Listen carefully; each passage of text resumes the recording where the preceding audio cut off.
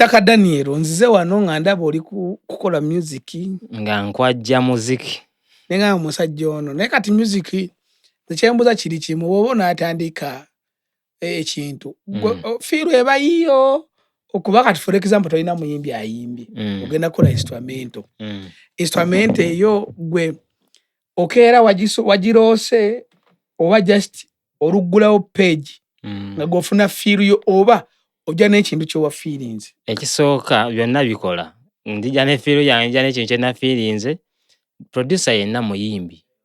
Buli producer tebamanyi yimba bamu. Producer bayimbi. Oyinza okuba nga gwe toyimbisa mumwa but ng'oyimbisa instrument yo. Kati melody gy'olina munda osobola expressinga ku nnanga, ku gita, ku ky'osobola. Waliwo n'abayimbi nga bo bayimbira wano nga ye bw'akomixingira oluyimba nga bw'akiwulira munda. Nga bw'akifeelinga. Exactly. Nga bw'akifeelinga ng'ojja nyumirwa. Era tubalina ye tugaa nti gundi bwakukwatira ku sound awo n'amixinga. Oba ojja tya. Oba ogenda tya n'enfuufu eyimuka mu kisaawe. Omanyi ekyanzisa kiri kimu. Waliwo omuntu gwe nasanga eyo. Bayimbi ne betambula. Abantu bonna baafuuka bayimbi mu Uganda. Okitegeera. Abayimbi banatera kubeera nga basinga abantu. Ate kati bayimbire baani.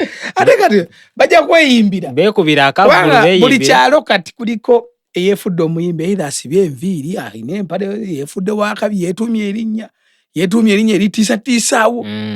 Naye ekinsesa lumu tugenda nali tuli eyo mu byakulima waliwo twagala olima kasooli netugenda eyo mu kyalo oli mulimi ntera okulimamu naye ebintu ebimu obigezesa n'olaba ekikola naye ekyansesa tuba tuli mu kupimawo tebakutta enkuba kati gayi gwe twafuna ku kyalo nga atuyambako kumbe ye yeefula muyimbi tetumanyi twamusanga yasibye obuviri muntu naye aba ne style ye muvubuka mukaddemu kali tutandika nga bane bamuga naye mwatukoye nnyo tukube mwabulaga nga gayi atandika nga yesetinga nemuuza weda tulina omuyimbi nti ye nze ndi wa tabu nga waawa yeyo wako ku kaalo yakakuba nze ndi wa tabu amanyikiddwa ate tumumanyi ate oba naffe twakwata enkoba nga netumumanyi kakati neŋŋamba naye bannaye music ono buli omu ayagala yeegomba okuba omuyimbi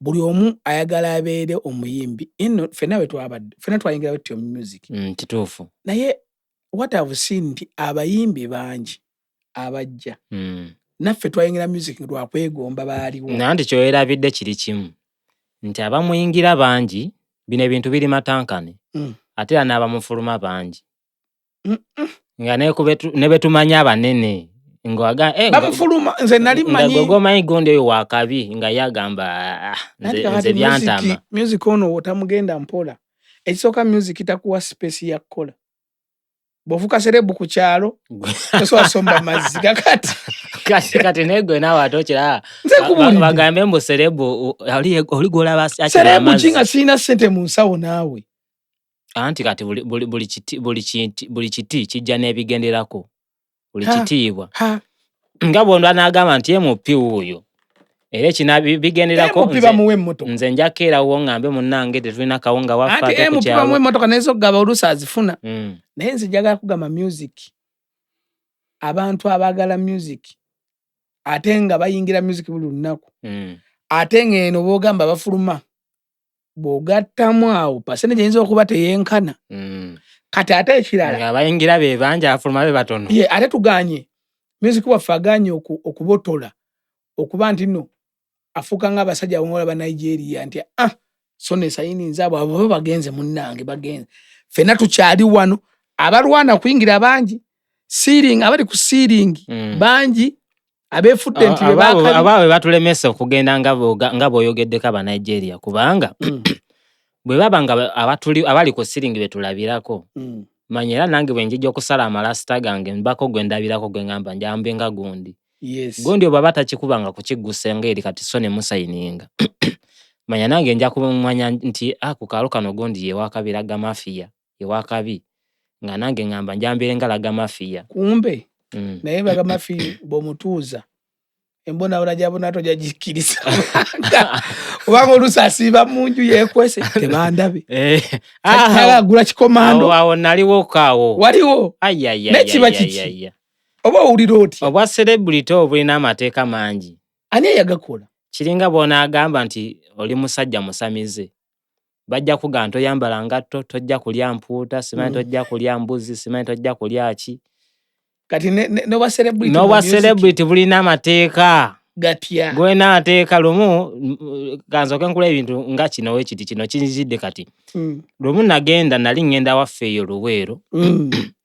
Nsibya amalasta gange tegali simati bulungi nnyo. Kati najjira ku boda gye nali nvudde. Nali nsula side ya band eyo.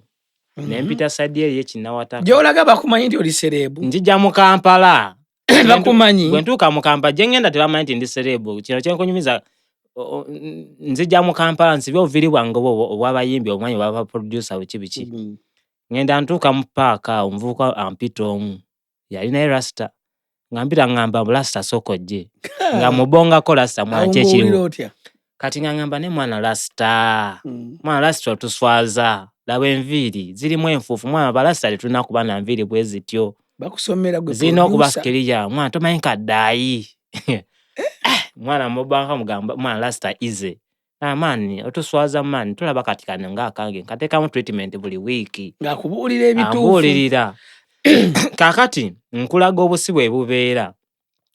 Nti tubeera nnyo n'amateeka obwa celebrity buleeta amateeka mangi n'agakulemesa okubanga okola ebyandi kututte maaso at the moment.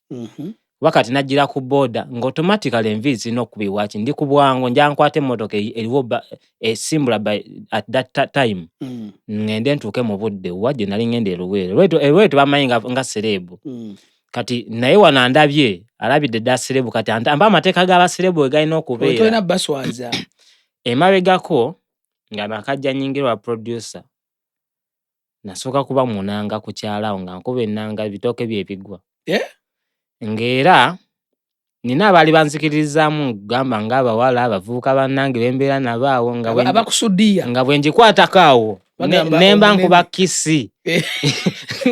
Kisi waki buli omaini asooka kisi. Andi kaakati ebiseera ebyo twayigiranga nga ndowooza abantu abasinga baali bamanyi kintono ku nnanga. Nga si. Kati ate nga si ye kinyangu eyanguyira omuntu okuyigiriza. Anaakwata amangu awo. Era obugalo obwo busatu bubeeranga nabo bugenda kulya keeki. Obugalo obusatu babukwata n'obunyiga bwoti kwi. Kati ebiseera ebyo ngenda njigennanga ntandika okuba producer. Nkubyeyo akayimba nali byali biseera byadda. Nkubyeyo akayimba nga kamu kakyase ku radio. Olidde ng'oli wa tabu. Kati ntandika okulinnya amaddaala buli omu agamba yo yakakubye. Kyafugika. Muganda wange nali muzibu nnyo. Nakyusa ne time y'okutambula sikyatambula ku misana. Ntambula kiro. Emisana nga wabadde ki? Anti kakati balabe serebu nti atambula. Sina mwadde necha. Serebu alina kola ati. Nkakubawo olugendo nga mayiro bazaale nga mmeka. Nkakeera ne nkakubawo nnyo ku makya 11. Zigenda oweera kusaawa emu. Nga ndi ku office wengenda okolera. Weewala abantu kulaba. Ekiro zimala kuweera nga 6 oba 4 5. Nensimbula nendyoka mpita mu katawuni awo nenjija nensengeta. Kati nkulaga nti obwa serebu bujjirako amateeka. Nga bwe mba ngenzawo ku kyakyo saba olina okuba nga omaliriza mangu abantu baleme kulaba nnyo. Ulira we weesiba mu kkomera gwe wekka. Era nti kyengulaga kati ekkomera eryo nga nensoka nendibeeramu akabanga nga lwobo abantu bakulabyeko ogenda olanga bakulabidde ate mugezi batalina kukulabiramu. Gwe wenyini gwo feeling. Olira wandize eno soka n'okyusa n'ojja kati ng'oli serebu like nga bimalako emirembe. Kaakati unlike today nti kirayika okuba basebu abamu bakigonzezzaamu. Nedda ssebo. Abantu basiba mu nju. Olimba naawe. Kati kankubuulireko kankuwenze story yaffe. Twali mu Ndeeba awo. We twakulira. Makindye Kibuye. Nateete nga music ali awo band music yakyakira. Nga ali awo buli kyone pakati. Ndako wali obaddeko mu music. Muganda wange. Nakola music naye we nalabire ekkomera nti eryo zzibu. twatuuka nga tukula bandi ng'oli kiraga mafini naliraga mafini nga nkuba n'eŋŋoma kati njoyininga ntya nsanga bakulu bange figa eŋŋoma yo ngiraba mwe okitegeera nsanga bakulu bange balina bandi ngenda mu vacation nali mu S4 mbeerayo wa mukulu wange bamuyitanga Medi kati we mbeerawo olw'eggulu nga bo beebakanga ku misana oba ekiro nga bakola kati nga nva ku ssomero ne nga ne bano gye balaganga naye nka ngendako mu lihaso zaabwe nga ntuulawo bandi bayitangawo maama Florida ku Florida ekibuya awalwango ekibala nga kya Florida nga kikuba kimanyi bulungi ngewalinga volts awo kakati ngenda njoyininga ndaba rehearsals bakola naye mu ssomero eri gye twalinga naye kyali wange bamuta Sega nga video organized omanyi kyenjukira ku bandi zedda zabangamu abayaya ate bangi nnyo batamanyi nga bangi bano ekyenjawulo kye baalina beesanga baali ku ssomero nga basoma ne beekwata abawala n'abalenzi ne bakola ki ne bakola bandi eyo era in fact mukama waffe yali bamuyitanga Eri Wamala ebiseera ebyo byennyini ebya Eri Wamala naye ng'akuze naye ng'akyakuba evergreen kakati mukama waffe bamuyitanga Habert Kyewalya kati bamuyita Habike musajja wa tabu nnyo era oyo omusajja azimbye yali mukamaawo kitegeeza musajja music mubeebamu ku bantu abatadde ettaffaali ku music kuba nyinza okusomera abayimbi abaali mu bandi n'otya asooka Aluna Kitooke owokubiri bamuyitaani Sam Gombya. Aluna yavadda nga ali mu music ono. Aluna yatwegattako oluvannyuma. Sam Gombya, Sophie Gombya. Walanga bagamba nti Aluna balinga basituzi ba mizindalo bikituufu. Aluna fe okujja nga bamuwanga omuyimbi. Aluna nga kojjaawe yalinga Misaki. Era nga yimba nnyimba za Misaki bulungi. Be bamayiming eza Misaki. Naye nga mulungi naye ekyenjawulo nja mwogerako omusajja oyo ekyenjawulo twakubanga copyright. Naye nga alwana nnyo leetayo bu original bwe. Era nga biba tebinyuma kubanga bwakatandika oyiiya. Naye nga omusajja nga tukubye muziki se. Omusajja yava dda nga ayagala nnyo kakati nkunyumiza. Aluna njagala ngenda mukuwa maaso awo. Kasooke nkuwa amalala ge twamira. Naye nga kyenkoze obintu teyasitula ku mizindaalo. Munnange nno bandi yaffe abayimbi bedda bulugwe nawulanga yatandika agamba nasookera mu biwayi eyo kusitula mizindaalo. Nedda kye nalabako nze we nayingirira Power Pro yali already ngeri mu existence. Bagiyitanga Triple P Power Pro Pulse nga bandi nnungi nnyo.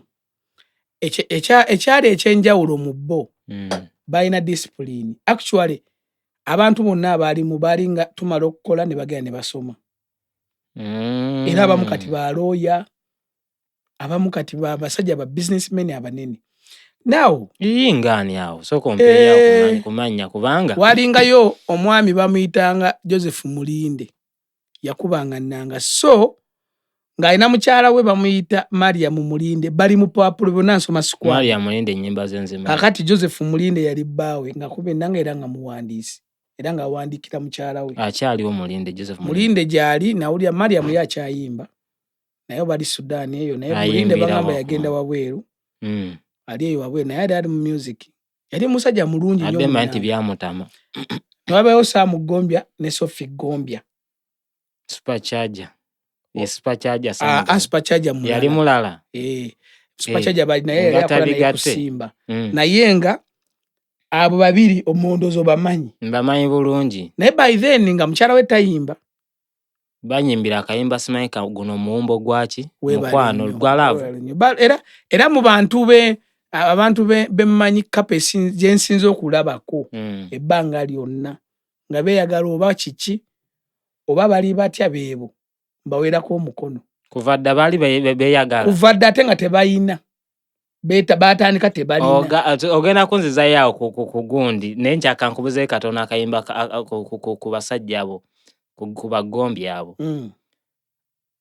Gombya batandika ddi okuyimba wabasengamu nga bakyasoma beba founder ba Power Pro Pulse Sam Gombya, Herbert Chewalyanga, brother wange Medi bamutanga Medi Kalema, then neba sister ba Herbert omu bamuta Beko omu Irene, waliwo Senga yalinga Senga waffe Ssebo ne kakati sawe natukyalira paka waka. Senga wa bandi ate nga yali omuntu atukuma kale mukyala yali mulungi nnyo. Era wokola ebintu manyi ebintu bye twalimu bya music. Ebikemo bingi muri bato naye nga akusangayo ne modest nagamba kiki ekyo kyokola. Nagamba mukulu damulayini. Yes, waliyo omulala bamuyita Coxi na Miro. Akola kati Boston Radio waweru. Ndimanyi bulungi. Bantu bangi nnyo naye njagala kulaga story. Nze personal story kye yakola. Ogenda kunzirayo kwa Aruna okuba Aruna. Kati wemala okunyumya amalala nzira kwa Aruna. Kakati tutuuka tukuba nnyo nga tukola nnyo. Ng'abantu bonna kati for example nga mukubira wae bye muganda twakubiranga kwa Africana Hotel. Yes. Naye olunaku nga tulina shares tukuba kwa Africana okuva ku ssaawa 10 paka ku ssaawa 1 oba 2. Ne tuvuga tugenda ku Florida ne tukuba. Olwo nga tuli ku peak. Twafunako tour ya Pilisina. Nga band ne kuba Uganda yonna. That was my first time okutambula Uganda. Ne kuba omwami yatukwasanga mu Pilisina UBL not so bamuyitanga mwami Kiguli. Era nga mwami mutono muwanvu yatukwasaganyanga. Nga tuba tuwa buli kimu okuva ku ngatongo ye oba yali country manager oba by then nga sibimanyi. Naye nga ffe mukama waffe yatugamba ne tugula van byuma mukama waffe n'agula emmotoka saafu nga it was successful. Mukama abike Herbert Chewalyanga nayo gayi ngenda gena era mu bantu omuyimbi yenna be yandyebuuzizzaako yoyo kubanga abaddewo tolina kyomugamba ku bayimbi ani nate takyali mu ndonga ali mu era ali mu entertainment kubanga nasembuko kubeera naye nga ali mu Tagi TV nga ye MD. So basically nkugamba ki amalala nze gankwata gatya tutuuka endulu neyitirira nga tukuba shows 5 ate jjukiro oli muvubuka oli ndi mwesifa audience ngebeerawo nga kati bwe tuzina kati mu bandi kati temuyina audience leka naawe nkubuulire temuyina audience kubanga by then nga okusanga abaana abafulumya sound mu byuma ebyo n'abeera organized ambali bamayiminga amba akubisanga nanga yokka nga ffe tuli full band n'abazinyi waliwo abantu bengenda okugamba anti kakali sebo nga bakathalini kusaasira bonna okuyimba bakutandikirawo nedda sebo ntwala amba totwala empola ebintu bino byogerako abantu boyogerako bantu banene kati ulira bantu banene n'essaawa eno tukyalaba balina n'abagoberezi ababagoberera nga balaba ojja kuba bali teri muntu atatandika okutandika kuba kutandika tosobola kwefula wakabimbuzi natandika nkubye hit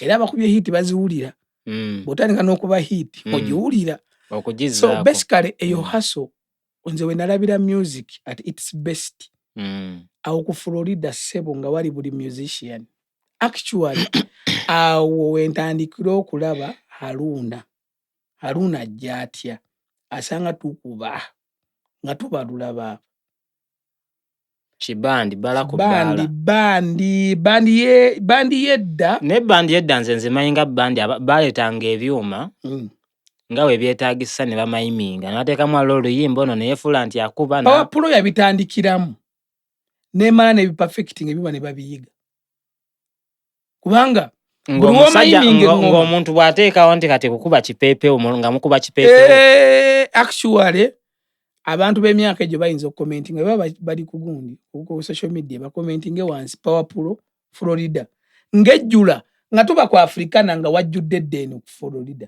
nga batulinze tetwalina nga byuma bya mirundi ebiri ng'abantu bayisaako ebyuma we tuseetinga bajjudde anyo omwenge omugamuzeyi kampite omukulu nga abatukolera ekkubo tukube endongo abanoono ekkubo balikolerawo nti bazze nti mukole ekkubo abantu nga baali bayala Shabani waliwo omusajja bamuta Shabani yali wa tabu ku ngoma kakyaliyo alimu abadde mu Eagles mu Ebonizi waliyo Fred Musoke yakubanga bass akubidde era kati abadde akubira nnyo Ebonizi. Fred Musoke awandiika ennyimba yawandikanga. Yali muwandiisi ate nga muyimbi nga backinga naye nga kuba bass mu bantu kale benfiiringa.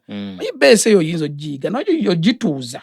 Olinga agamba nti tetulina abaana kati basakata yes naye nyumya ku time eyo okay. Era kati esaawe nakyakola nalabye bakoze Big Five bakoze bandi boto bakoze bandi yawe naye ya tabu era wobasanga ku stage wepa mukube zino ezammwe ez'ennaku zino naye nobasanga mu kibaala tosobola bayitako kuba bakuba ziri okuva ku bakafeero kati bavaawo bagenda story nkunyumiza mpula amalala gatuyinze tetukyatambula misana ajja kunzizanga akayimabegaawo katono mpola kuba mpulira ngenda kuzangako mpola omenya abantu bangi be nandyagadde okumanyako ebyabwe bonna ojja bakwatako sebo twatukanga tetukyatambula misana atambula kawungeezi kiki ennyo mbu tuli bakabi Uganda ene bategedde maama nga tuli bakabi oyite nagamba basajja mu bana yamwakubye ndo mujja mufune ekyokulya kyokka zo sente nga mulina era ekintu ekisinze okukola obubi abantu bali mu music nti buli wokola erinnya abantu people give you offers and bw'oba tolina amagezi n'okyusa n'endowooza n'olowooza sijja kukola kubanga otuukanga mu bbaala twatukanga mu bbaala ne bakugulira ebyokunywa n'ebyokulya tolina 10 oluusi abamu ne bakuwaayo nodde waka nga tolina bizibu oli muvubuka muto twali bakulaze nti myaka ngameka oli myaka ngame nali mu S5 kuba nayingira vaka ya S4 ndi mu S5 nga ne ku ssomero sigambibwako na sente zange tolina kyongamba kankusayima ekimi katono obudde bw'ekidongo wabujjanga wa mu S5 webale nnyo era nabonaabonanga nnyo obalansinge naye kusoma n'ekidongo nabonaabonanga nnyo ku Mande lwe lunaku olwasinga okumponyaaponya ng'owalusomanga ng'olunaku olwo walingayo gundi eyaki eya evening Monday nga tukola lessons era nzijukira nakayingira S5 introduction ya economics bagisomesanga lweggulo Monday ekoni yantabula kubanga na missing nga ku Monday ate intro y'ekoni eyo yansumbuwangayo nga sikyasobola kakinga apo paka omusajja we yatuula n'angamba sebo wasubwa nnyo obutasoma intro ne banziza mu intro nzirawa nkugamba nti nno amalala awo omuyimbi we batandikira okwonooneka watandika ofuna abakyala abamuwa ebyobwerere gye bali kugambya abakazi abakuwa ebyobwerere ng'ate excitement yali nnene nnyo ng'olaba wakabi twalinga bakabi waliwo nga ba Shanks Monitor Shanks yalina batoobe naye nga bwe tukuba bajja ne bayisaamu kagamba nga wabeera wakutte wewati Florida bagijjukira baaliwo so nkugamba kino nti music atandika okwonooneka ng'ayonoona muntu gwe nannyini music gwakola music gwa mulimu how one people give you offers nolowooza ensi bwetyo bweri 2 teri mukazi ajja nga gwogenda omuwa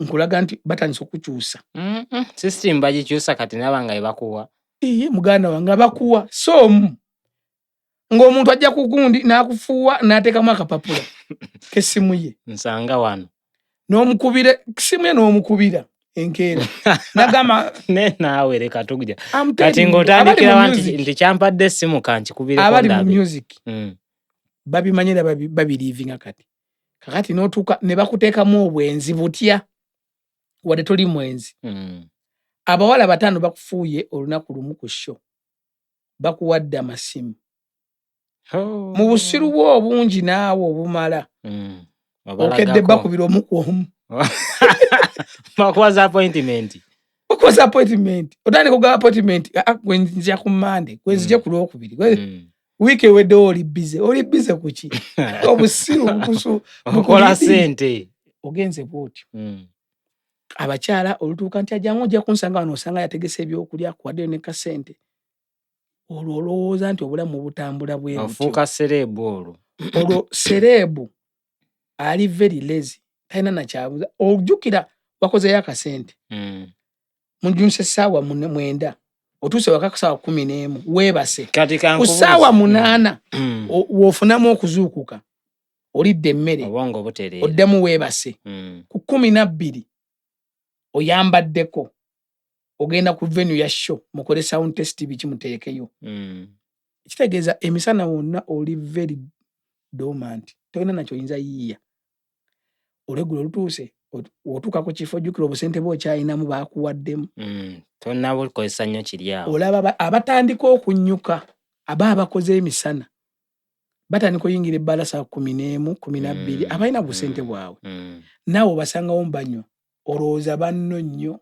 nabo babadde beebase abasuubuzi bava kikuba kati weebale nnyo naawe ogamba banywa nange bampeeyo ccupa olwo otandise ojja kuziwakoze ate kati and that is how music twogera ku music naye music atandika kwononeka gwamukola kati otandika okugamba ate kati kiki baŋŋamba oyambala akagato okatukula osazeeko ovuma abantu bwe bakuwa tolina magezi ofuuse sereebu ali very useless kati music oyina kyewayogeddeko nti nakaakati abantu bakyabeera mu mayumba system tekyuka kubanga one music talina interview nti atayise interview ntayingira kitegeeza buli musiru oba buli mugezi ayingira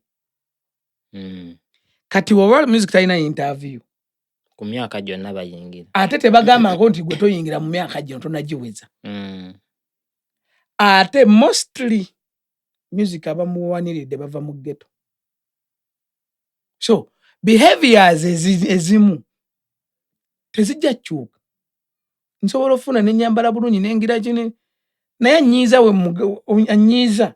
wanyiiza nja muvuma that is the level abantu ate abantu ne babala be batuuka ne bafuuka basita ate abantu ne babala nti bategeera nnyo ne just babanyumye bunyumi so in other words bayimba oluusi anti be bayimba era ovaawa gwe kankubeko waliwo ebifo ng'omaama azaala omwana okumuwemula ebigambo nga 3 ng'amunyiziza layisi ng'amugamba kyana gwe nabiyiwa nga ne banaiba life goes nyina nga maama azaala omwana nga yawemula omwana abali eyo babibanyi kati omwana oyo gwe bawemudde nga maama oyo akikubyewo respect yawa buli omu gye tuwa bamaama ogimanyi maama we aba yakikubyewo kikwanguyira nnyo okivuma abantu ku social media saana kikubamu kafaananyi nga maama nga atandisa kintu okitegedde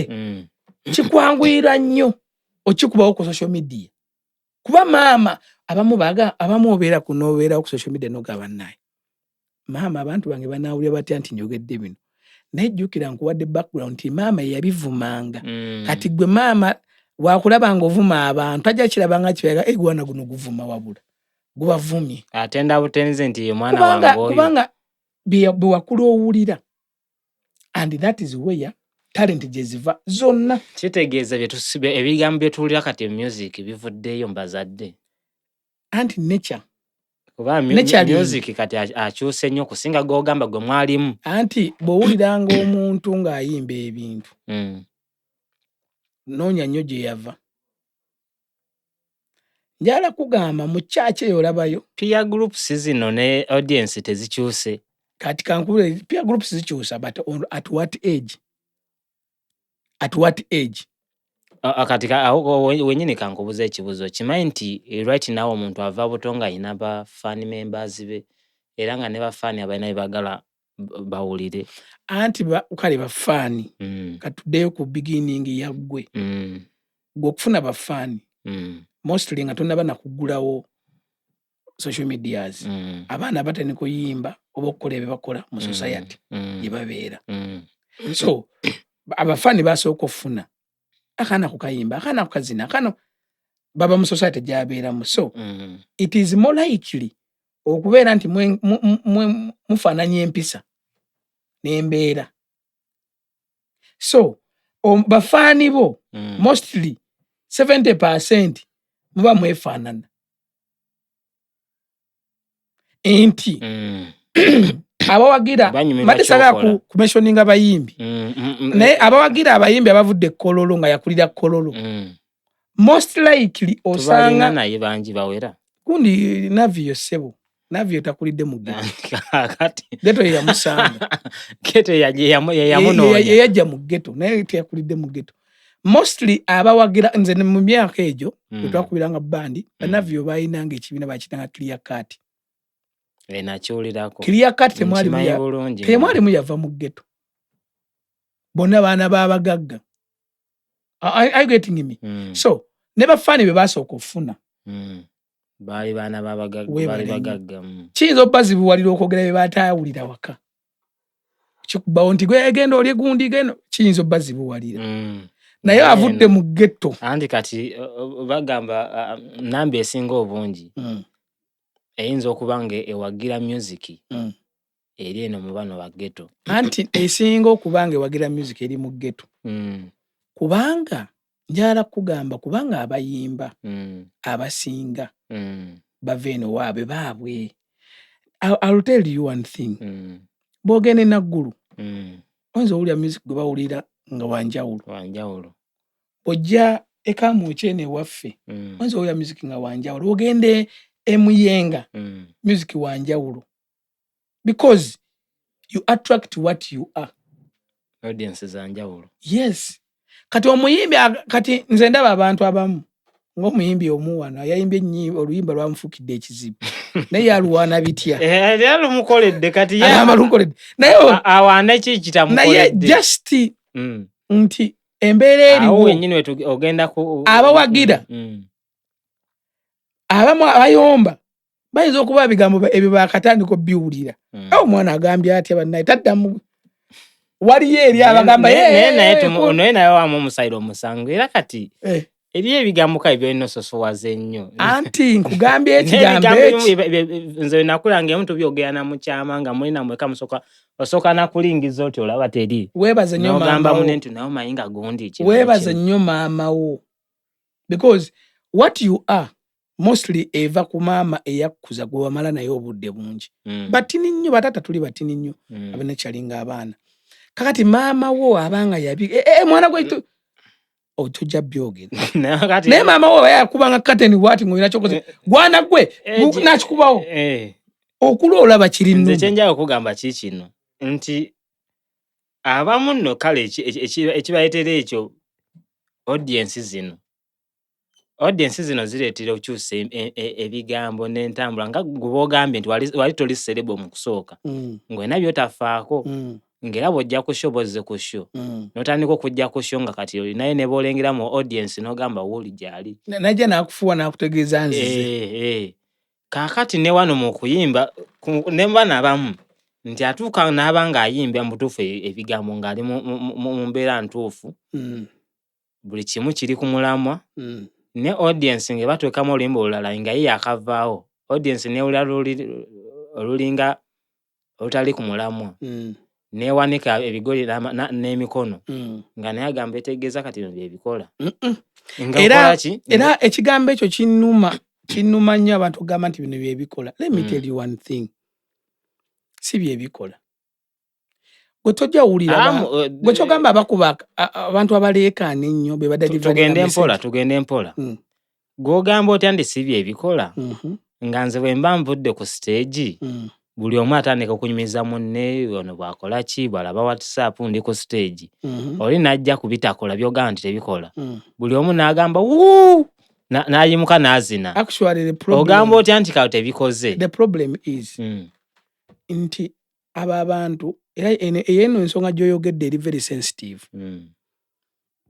ekituufu birabisenga byebikola lwaki ebyokuwemula ebyaki ebyokwevuma kola kati mulaba byebikola era mu contest yo nyinza bikoze kubanga babiriddemu ne ssente bikoze kubanga era nze my challenge is buli gwe bikugenda gwagamba bikoze kola omukolo oyite bamawo bataatabo kumbagayo obagambe munkubira oluyimba lwe lumfulumya sera abantu bamira dda pini bamire batugambe omugole afuluma gije kuba egundi ne bajajja bange ne balaba omuyimbi nga ndeeta bonna ne bayimuka nedda kwebuza magezi ne tosobola bikubira maamawo nobagamba kati maama ne taata bagenda kugulawo amazina dije tukubira oluyimba gundi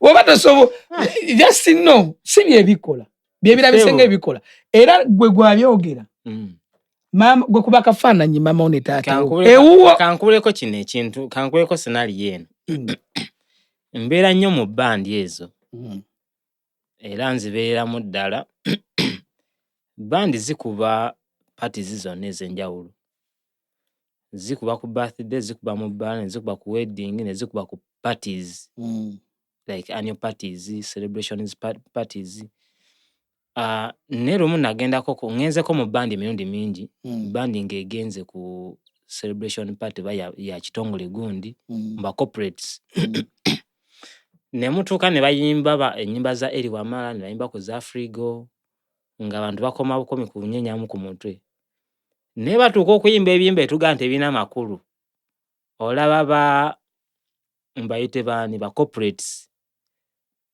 bwayimuka ne bagwamu olwo abaawo ne bazina ne bacacyanca boddayo ku byamakulu kati ne batuula natandika okukubya boserefi biki kati kirwa kyoga nti kikoze nga nenva corporate ogenda n'olaba njaboogera mu parties kuba wali baba bangi kibala ayinza okubeera mu corporate nga batonotono ne kati ebeera party yaba corporate like company nene bantu bonna bali banene nene olaba abanene bonna corporate abandi bagambye abandi buzali bino binna makulu ki nga bazina kati kankubulireyo bannaye n'abali eyo njagala mbanyonyola ensonga eno era njagala tugirweko tugimale ekisooka I believe si byebikola ebyokuwemula n'okulimba biyinza okukuwa okucacyayika biyinza okukuwa eyo ebbugumo naye buli muyimbi yenna saali nsinza muwagira kudda eyo olwansonga essaawa eno music wano tumulabira mu mbeera enzibu ennyo kankubule nga womboolidde mu bbaala abantu tebamanyi nti waliyo concerts nga mu nsi ezaakula ng'abantu bajja bali soba from the start ne batuula ne balaba music neggwa ne baggwa ng'abali soba wane waffe music tulowooza nti akampaningibwa n'abakutamiira and whenever woyimbira mu batamiivu noddayo wabweru n'ogamba kyembakoze kiringa wonaagamba banamba wadde enjaga wentuuse basanyuse nnyo I'm telling you nti music level gye tumubalirako wano ya bivulu 1 2 yeba naye kucacyayika kucyamuukiza music is not that. It's not that. Music is a way of sending messages. Era njagala kugambayo kino. One of those ways. Ezimu ku ways za music is yandibaddemu. Tosuubira nti nekino abamu bayitidde nawo it's one of the ways. It is one of the ways. Bayina bye bagala communicating ku bantu baabwe era waliwo ababyaniriza. Naye tekitegeeza nti byebikola. Abayimba ebyamagezi bonna bapoye. Njagala nkubuuzayo ekibuuzo ngenda kubuuza abayimbi 5 ombuli bakomedde okufulumya abantu ekise music biri ebintu ebi obusinity ne politics 1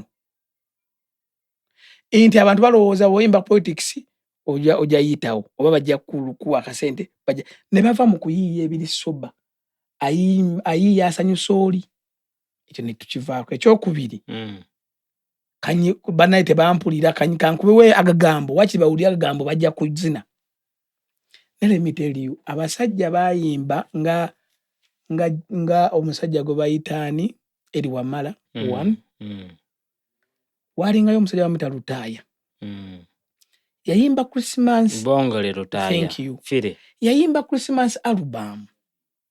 Buli mwaka je okuwulira nti Christmas ezze. Nga bakabakonya ku nyimba. Kasito owulira enyimba ze nga zizze. Kompyuta wa Bone M owo yoba. Otegedde. Aba basajja kyogamba bano beba Monkole agagambo tebyaliwo. Laba centuries. Empisa zae zikyali. Laba centuries. Music we wa crossinze centuries mmeka.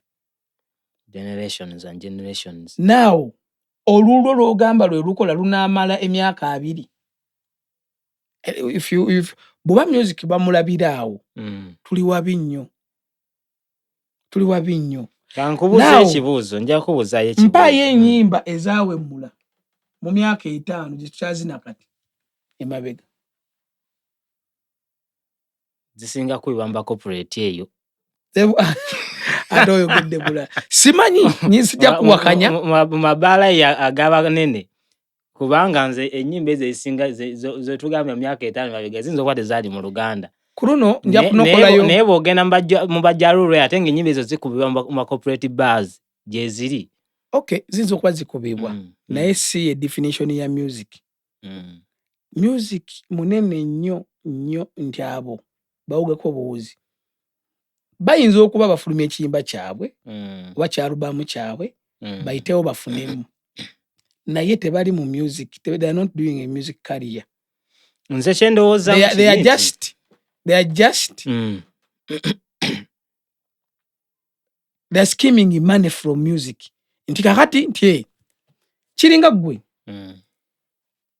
bwogenda mu katale n'obulira enjiri kuba wangamba oli mulokole oli n'obulira njiri n'omulala ali wali n'agamba yewe enjiri gwe bawuliriza nti kati kanneeyambule ani asinga ofuna abantu.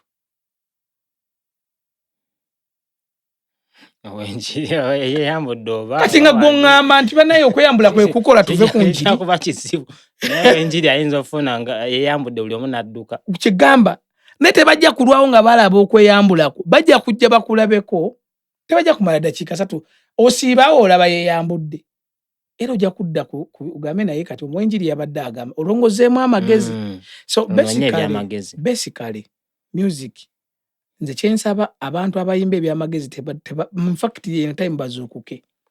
Baleke kuddamu kuyimba kino kye kitambula nti abantu balina zina kino mbu eno beat botagikuba yedduka BPM erina kuba eno. Abantu badikoze definition mu music ekitali walala. Celine Dion yafulumyanga ennyimba ezisinga zaalinga za Siro zenasinga omumanyaako. Ne kati abantu bawano wawuli olimba lwasiraga mahadu tujja kukola wana abantu bagala zina nedda ssebo. Message kijoobawa kyekisooka enkudi mbadde newazo joogerako bw'oba oyimba enkudi mu Siro eyinza obutakola sinaaba kiti ekyo. Naye bw'oba oyina message ennungi people need to hear and internalize your music. Oyina okuba wa time era music oyo wante tumuyimba kubanga tetulina messages amaanyi oba bayimbi bataliwo. Kategole nga reggae slows oyo music tebamuyimbiramu nkudi. Ayimba message kati wano message tetumulina. Tumulina mu kadongo kamu oba. Okay, kadongo kamu reggae ne kadongo kamu byebimu.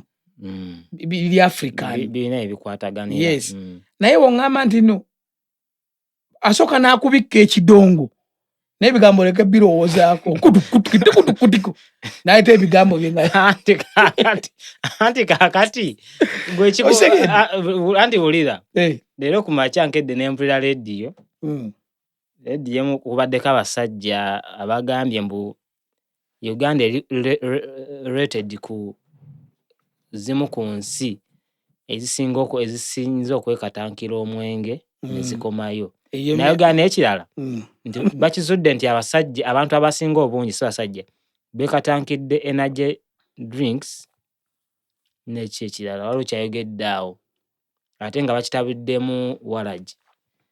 Kati nga bagamba ne bannaye ensi erazzeewo tunoonya maanyi gaaki babadde beebuuza maanyi gaaki oliko oli kwogamba nti n'okutulete nga batuletinze nti wano tunywa nnyo mu Uganda kitunywa nnyo n'okusinga okukola emirimu kati oli ng'abuuza ekitunywesa kyeki. Kati wenjagadde awo okugambya nti abantu lwaki bakola bino ebidongo ebiri kutunkutu kubanga ekisooka abantu balina stress. Abantu oli akeera ku makya nga mukoowu manya ava kuzuuka naye azuukusa ateera mukoowu. Sebo oyagala kuŋŋamba kati anoonya waasanyukira. Oyagala kuŋŋamba abo abasiba mu kibaala basinga ba business man stress. Omusajja ali mu business tomanyi stress gy'obaamu nga buli wamu w'oyita. Nina mikwano gyange asalawo ati ayite mu nsiko kubanga bw'anaasimbula okuva ku neighbor we bonna bamubanja.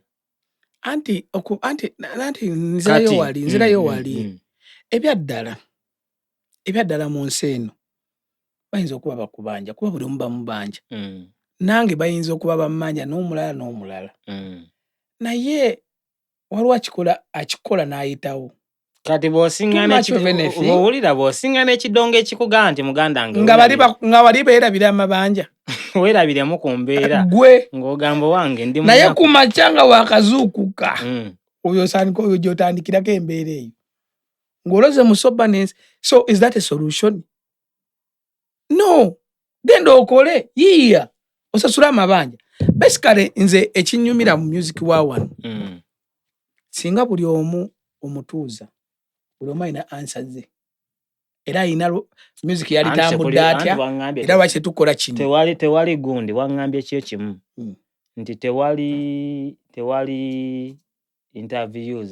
Kitegeeza tabairawo interviews tewalina formula nti kati okusinziira wetukwadde appointment letter mu industry eno bino byogenda otambulirako byebifuga industry. Yes. Kaakati buli omu alina amateeka gage, buli omu alina kiki ekikola. N'olw'ensonga nti oba abantu beemezezza nnyo tewabaddewo nnyo record labels zigulumize bantu. Anti kakati ekisooka record label okujja okubanga oba tugenze wala nnyo ku record label.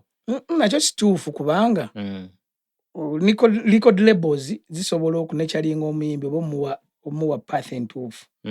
Record labels zezikuwa omuyimbi ne woba okola ki zina conditions zezikola ki zezikuteekako nkasaba kusayininga. Zandiyambyeko mu industry yaffe okuba n'empisa niyumba kiri ofulumya ddi oyogera oti abantu abayimbi badda ku social media ne bavuma abantu, which is very weird. Tosobola kudda ku bakasitoma abo baze ku dduuka n'obavuma. Babavume basirike. Kati kankubuleko webanga kati kankubuuzeko ekibuuzo.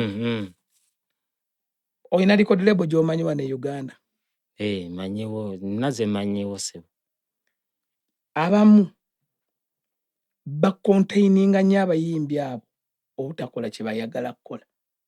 Ne singa babata nti muvuma gundi yakuvumye naye muvume. Era abantu abasinga okukola ebyo tebali mu record label ba ku management sinungi. Lwakuba management za wano oli waba manager either baba mutuma butumi genda ogule kino ne kino oba taba messenger oyo oba ayina ssente waba yateeka mu muyimbi amala n'amukwana n'afuka mukazi oba bbaawe. So eno professionalism neebulamu eyo relationship gye mutaddewo nti kuba wali yali muyimbi wo akutya tajja vuma bantu kati mukazi wo ayakola kyayagala. So nkyenjagala okugamba nti no record labels tezisobola kubaawo wano. You can't survive in industry yaffe wano. One, music takyali mu ssente ate record labels ziba zaagala ssente na business ziteekamu abantu ba creatives ba manager bangi balina okubeera paid for. Ekyokusatu music wano twamukola ng'ali ku foundation ya bivulu and that's all. Ne music mugazi abakoze ekyo abaatandika kubanga nsaba atandika lwaki mwabakijjamu kuba ngambye nawe oli ku mirembe giri yes mwabakijjamu abakyagala okifunamu ssente kubanga nange nasanga bw'oyingira bandi ne mukuba music mugenda kuba mu bbaala kyokka ekisesa up to now bandi zikyakolerera kuba bbaala anti wewali ba immediate customers anti okay nkubuuzeyo akabuuzo ate kaakati nze nkuba ebbandi mpaka December lwenafuna kuba bandi naye ng'olina kyeweetegekerayo ekyammwe. Okay, I'll ask one question. Nawo no ogenda kwesiba emiguwa. Sina kwesiba miguwa. Lwaki mwakuba bandi? Bye byali bitandikirwako by then. Anti kaakati kankubuleko format ya bandi ogimanyi bulungi. Format ya bandi, bandi esinga zitandika bwe ziti. Baba abavubuka abeeyiiya oba abayize endongo zaabwe oba okuba ebintu byabwe oba bamanyi okuyimba omwoyo mutagulina agezezzaako gy'agezezzaako biganye n'abamu awulira nga talenti ye gwe gulina okubeera omulimu kati alina amabanja abamu babapangisa nako oba bamu okusoma kuganye ayingira bandi afune kasente esooka alina talenti ye abamu banoonya fame kati bandi we wantu osobola okufunira amangu. Yes kati format ya bandi eri nti omuvubuka yenna ajja okuyingira bandi nga amanyi nti kikola ye business gy'ogenda okuteekamu amaanyi go bana ebisigadde ebitontono n'oddayo eka ng'olinamu ki akasente ekyetaano kyo ng'okubidde essaawa 3 njogedde kyetaano ne bafuna esingako abamu 15-20 so aveewo nga akoledde essaawa 3 avuddewo ng'afunye emitwalo gye 10 adde yeebaka essaawa ze endala nga 12 n'ambirira oziwulira ezo yakozedde ekiro yazituyanidde ku stage kaakati mu setup eyo nti ye business yakagwirawo bbaala ye immediate customer gwoyinza okugenda n'okuba n'akuwa akasente n'oddayo nga tatoma naawe totoma. Anti akabuzo ke nkubuuza emyaka ffe twatandikira bandi Afrigo yaliwo surprisingly ng'ekubeera ennyimba zaayo zeekuba kati naye bakola buli wiiki and sente ze bakola sizeza bandi zammwe zogerako in a way that bo baalaba ngaffe wookiraba wookina ratings bo baakiraba mu direction endala era ne bakitandika myaka gyadda anti kati eyinza okwekanga naye wadde esente zoogedde ezo ziri awo tebadivertingako okuddamu ekyo ekyangu wadde abakoleramu abayimbi abalimu nti nze Magoola kuba Magoola asobola okukola bandi ye kuba ebbaala naye bakuba wano ne wali nga bwe bayimba n'ebirala bakadiiddemu ekyo so and what ffe tetubakozesa ng'ekizambo tolowooza nti mulimu abalina bugondi bwabwe buli saabu era nga nabo bakuba amabaala nga bayimbi nga bwe bayimirizaawo ab'ebyuma basobola okukola ebyo kuba babyuma n'abayimbi oba oliawo ngaani n'abayimbi oba oliawo sirabangako sigendangako nensanga ngaani Matovu anayo kabandi ke kakuba bbaala n'omulala ayinayo naye oba Matovu omutidde nnyo nyinza okuba nze bwe mulaba kuba kyeyeekoze kyekyo kyazimbye naye njagala kugambayo ekintu kimu nti si discourage nga bakuba bandi naye mukube bandi nga temwebaka ebbanga eryo nga mutuula ne muyiyayo alubaamu yammwe waliwo bandi bagiyita magic ey'abazungu eyina ze hits n'omwezi nga gumwe mabega afulumyayo olwegenda yes so tukope ekintu naye tokirwamu almost 20 years tukola the same thing nanti kaakati singa ennyimba zaali zigwamu kkala waliwo ebintu ebireese singa ennyimba zaali zigwamu kkala singa ennyimba ezaso bazikubi bazimalemu kkala eza Afrigo zandibadde zasiiwuka gwe n'ofa nnyo okukwata akadongo ka Afrigo nga tolinayo kako kabibibi anti kaakati waliwo ekintu ekiyinza okubaawo nga mutuufu entandikwa nsonga nkulu otandise okubya ebbaala mu mwaka gumu era n'ebbaala ze kyakuba bw'oba obawa package kola 50-50 kubaye ennyimba zo 5 ne bano bakubira 5. Mbaddeko nno nga ngoberera ebya bbandi ebyo biraba. Abantu bano audience zatuuka ekiseera ne ziba nga zifaanagana. Nti ennyimba ezikola ewa mitanda oyinza okwekangira bwe nzikuba mu bbandi kwa kamwesi ze zijja era zibagamba bayaye bakuba. Nga bwe nzija nendeetamu ebyange bye batamanyi batandika okugamba yaya tukubaye kigwe musajja lwaki okuba gundi mukube luyimba gundi mutukubire gundi. Nkubuzeeyo akabuuzo, waliyo oluyimba lwe bafulunyanga mu lumanyi? Anti kaakati obuzibu bwe tulina buli nti mu bbaala oba mu bbandi bakineeyoga nnyo ku bbaala kubanga bbandi sinze kuba nnyo mu bbaala. Mu bbandi zikuba n'embaga kati kanjogeye ku kigambo bbandi n'embaga n'embaga kanzigatte wamu. Mu mbaga etogenda siŋŋaana luyimba lwa mwaka gumu myezi 2 lugenda kuba lusansaane mu bantu abo bonna abatudde awo mu kidaala ekyo. Wabula singa otandika ogamba si kityo bw'obanga otuuse n'omanyi ebbanga lye nga bonna bakola ki? Wuliriza. Bava ku bye baliko nga batandika okulaba ono ayimba kityo abadde kyaha tugamba ki? Omanyi ebbanga lye tukubidde kityo? Myaka na myaka. Eyayiya kityo mu kadana. Ava mu kadana. Kino anti nze nkulaza analysis nti lwaki abantu ebyayo bayinza okuba babirina n'ebyayo bigaana okukwatayo nti agenda ffe enjala nga takubye kino kiri kutte. Kubanga tebimakinga na quality. Onjagala kugamba nina abaana abayiinya ennyimba ne mbagamba nti mbutuufu yayiiza for example Kenneth Mugabe yanyiiza akayimba kannaaki.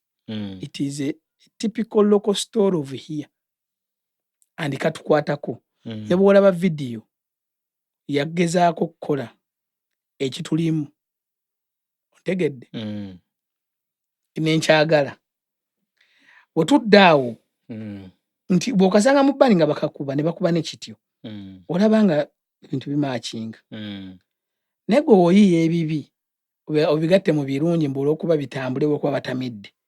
Nedda ssebo tuula wansi muyiye ebintu ebituufu mujja tutuuka ku kituufu.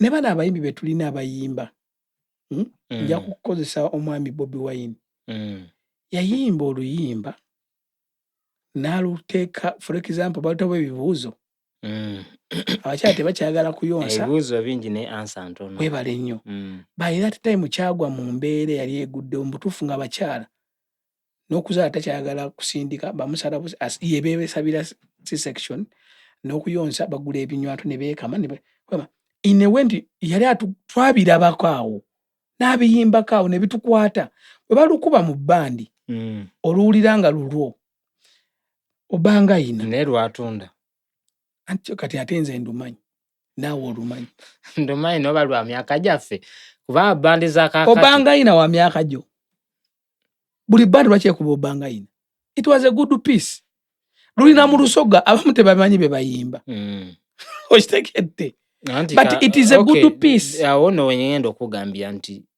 oyogedde ku obutatuukagana mutindo siga nti ebibuuzo tetutukuse ku mutindo ne waliwo awo ekyama kuzombya ennyimba ez'ebbiri z'oleese mu ngenda gitegera mu African setting tulina olulimi rhythm gye tulina nti oli wagitandikirako mwenna mulabanga yemmwe yes kati oyinza okwekanga obbanga yina ali mu rhythm setting eri African yes mu bulimi mu bugondi mu lusome bwa buli muntu nti ekidongo ekitandikira amatu gatandikirawo okukola ki okunyumirwa so nga ate ebibuuzo bingi naye ansa ntono nzijukira n'okugamba abazadde bange bagambanga naye byakiyaaye ontegeera bagambanga naye byakiyaaye naye nga ate bw'otuula n'owuliriza oluyimba lwalina amakulu agakweseddwa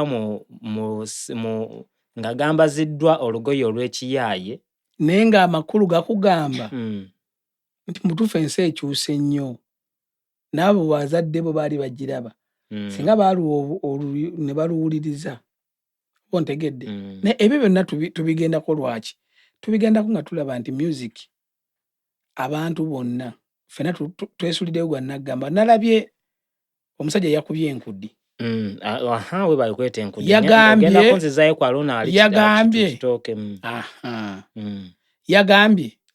bakuba enkudi nga ogisanga mu kirabu nga bakuba luyimba kyolulala bakuba enkudi ojja giwulira. Okitegedde? Kati awamu waliwo politics, awo kyayogedde politics. Nti nze nange mba nina ekintu kyange bagamba ow'emmamba awaana ye. Nange nja kuwaana enkudi yange gwe naye waana olulo ogamba nti bannange. Obadde ogambye tudde ku Haruna. Kubanga be batwese wano nti lwaki na tunoonya ow'enkudi naye nga yaleese. Kakati yaleese eki kye tusobola ogamba nti kiki ekiriwo ekijja. Era kino Haruna mukwano gwange nnyo. Era we baana yakatayimu nvuga nengena ne muwagira najja wano ne tunyumyamu. Naye nasanyuse nnyo nti azze mu studio. Abasajja Haruna aleeta ekipya. Yes, namulabyeko last week or 2 weeks back ng'ali mu studio. Nasanyuse nnyo nti azze mu studio lwaki. Abantu mubalekedde omwagaanya agayimba gano gayitewo. Bayimbanga ate in a way nkinyagala okugamba. Okay, Eagles si yali ewaniridde music wa Uganda. Naye yali eyina party gyekutteko. And they are all discouraged. Nti kati ebyamagezi tebitambula nabe station ali wabweru. No. Bali badde kweyongera kuyiiya. Bino biriwo time. Anti kakati. Era mbadde nsaba. Ne bw'oba osaba nagambe nti no ayimba biva gye yava. Buli ayimba. Enkuza ye eri etya. Kati gwe gamba Haruna. Haruna kola remix y'enkudi. Emyaka gikyamukiriza. Nkugamba tajja gikola. Kubanga si ye. N'ennyimba zonna z'abadde. Omanyi ekikwewuunyisa mu industry eno wayogedde ekigambo nti oba terina formula. Oyinza okwekanganga olwa weevu eriwo. Haruna yazze dda mu studio abakoze ensobi n'ow'enkudi. Abakoze ensobi njagala kugamba bangi abakikozeeko. Anti n'owulira nti bagenze ne bakola olimba ne gundi. Olw'okuba gundi yalina ki? Yalina kati weevu etambula yalina amasannyalaze agaliko. Sebo naali badde nkuwa example ya Frigo. Naye eri obvious kankuweyo omuntu omu omulala. Silver Kyagulanyi. Okuva we yatandika okuyimba weevu za music zizze nnyingi amapiano. Simanya baki Bakisiraga. Lingala. Kati tuli ku bino ebiyimba ebitalina program.